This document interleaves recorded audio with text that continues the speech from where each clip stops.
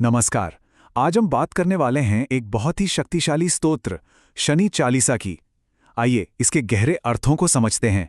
देखिए, ये सिर्फ एक प्रार्थना नहीं है, ये तो एक जबरदस्त कॉस्मिक फोर्स को समझने का जरिया है। तो सवाल ये उठता है कि शनिदेव आखिर है कौन?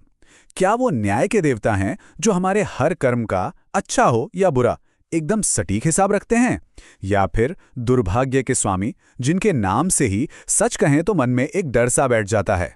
ये चालीसा इसी मुश्किल सवाल का जवाब देने की कोशिश करती है। अब देखिए, इस स्तोत्र को अगर सही में समझना है तो सबसे पहले हमें उस देवता को समझना होगा जिनकी ये स्तुति है। तो चलिए चालीसा के ही शब्दों से जानते हैं कि शनिदेव का स्वरूप आखिर है कैसा। तो चालीसा की शुरुआत ही होती है उनके एक बहुत पावरफुल डिस्क्रिप्शन से। लिखा है, चारी भुजा तनु श्याम विराजे, मतलब चार भुजाएं और श्याम यानी सांवला रंग।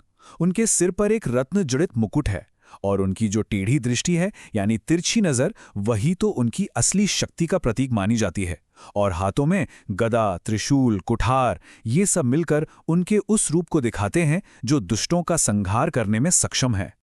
और एक और दिलचस्प बात, उनके 10 नाम पिंगल, कृष्ण, यम, और हर एक नाम उनके कैरेक्टर का एक अलग ही पहलू हमारे सामने रखता है। जैसे छायानंदन से पता चलता है कि वो छाया के पुत्र हैं, तो रौद्र उनके उग्र स्वभाव को दिखाता है। लेकिन इन सब में जो सबसे खास है वो है दुख भंजन, मतलब वो दुखों का नाश करने वाले भी हैं। ये जानना बहुत जरूरी है। उनकी शक्ति की तो कोई सीमा ही नहीं है। चालीसा में एक लाइन आती है, रंकहु राव करें क्षण माही, तृणहु को पर्वत करे डारत। सोचिए जरा इसका मतलब कि वो एक पल में एक भिखारी को राजा बना सकते हैं और एक छोटे से तिनके को पहाड़। इससे साफ पता चलता है कि भाग्य पर, हमारी परिस्थितियों पर उनका कितना एब्सोल्यूट कंट्रोल है। अच्छा, तो क्या शनिदेव का प्रभाव सिर्फ हम जैसे आम लोगों पर ही पड़ता है? जी नहीं, बल्कि देवताओं और बड़े बड़े महान राजाओं पर भी पड़ा है। और ये चालीसा हमें ऐसी ही कुछ बहुत फेमस माइथोलॉजिकल स्टोरी सुनाती है। सबसे पहला और सबसे बड़ा उदाहरण तो भगवान राम का ही है। चालीसा कहती है कि जब उन्हें राज सिंहासन मिलने ही वाला था, ठीक उसी मोमेंट पर शनि के प्रभाव ने उनकी पूरी डेस्टिनी ही बदल दी और उन्हें मिला वनवास। राज मिलत वन राम ही दीन्यो। ये लाइन दिखाती है कि कर्म का चक्र कितना पावरफुल है, इसे कोई टाल नहीं सकता। और तो और महाज्ञानी और इतना शक्तिशाली रावण, वो भी उनके प्रभाव से नहीं बच सका।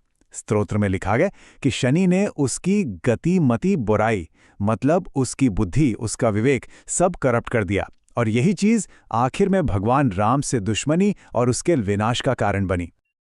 अब महाभारत काल की बात करें तो वहां भी उनका प्रभाव साफ दिखता है। जब पांडवों पर शनि की दशा आई तो उन्हें न जाने कितने कष्ट झेलने पड़े। चालीसा में इस बात का भी जिक्र है कि द्रौपदी की लाज भी बहुत मुश्किल से बची थी। इससे पता चलता है कि उनकी परीक्षाएं कितनी गहरी हो सकती हैं। और ये लिस्ट यहीं खत्म नहीं होती।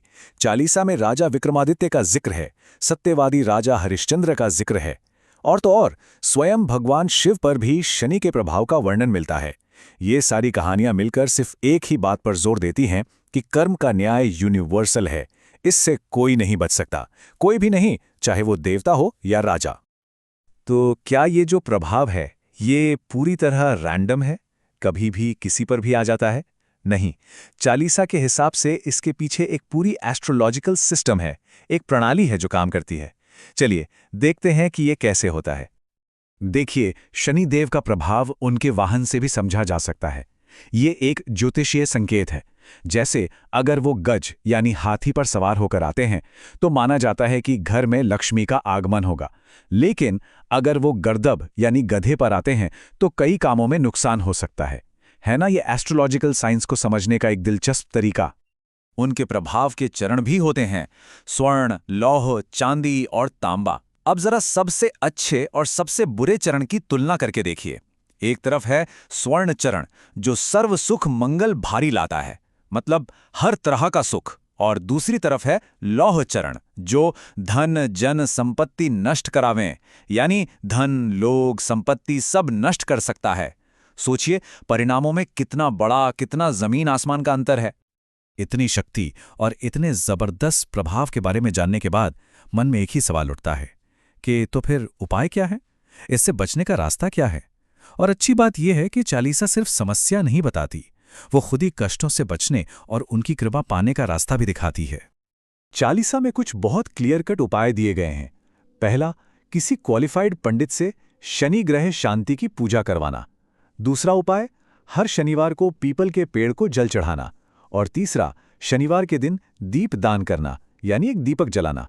चालीसा कहती है कि इससे बहुत सुख मिलता है। लेकिन इन सभी उपायों से भी बढ़कर एक चीज है, सबसे बड़ा उपाय, और वो है सच्ची भक्ति। स्तोत्र में ये बात बिल्कुल साफ साफ कही गई है, जो यह शनि चरित्र नित गावे, कबहू न दशा निकृष्ट सतावे। मतलब जो कोई भी इस चालीसा का रोज पाठ करता है, उसे कभी भी कोई बुरी, कोई कठोर दशा का सामना नहीं करना पड़ता। और आखिर में चालीसा का जो कंक्लूडिंग दोहा है, वो एक अंतिम और सबसे बड़ा वादा करता है, करत पाठ 40 दिन हो भव सागर पार। इसका मतलब ये है कि जो 40 दिनों तक इसका पाठ करता है, वो इस भव सागर से, मतलब लाइफ एंड डेथ के साइकिल से ही पार हो जाता है। तो ये सिर्फ सांसारिक समस्याओं का सलूशन नहीं है, ये तो आध्यात्मिक मुक्ति का भी रास्ता है। तो आखिर में हम क्या कह सकते हैं? शनि चालीसा सिर्फ एक स्तुति नहीं है, ये कर्म, भाग्य और भक्ति, इन तीनों के बीच जो गहरा रिश्ता है, उस पर एक कमेंट्री है। और ये विश्लेषण हमें एक आखिरी सवाल के साथ छोड़ जाता है कि ये स्तोत्र इन तीन जबरदस्त ताकतों के बीच आखिर क्या कनेक्शन दिखाता है। ये सोचने वाली बात है।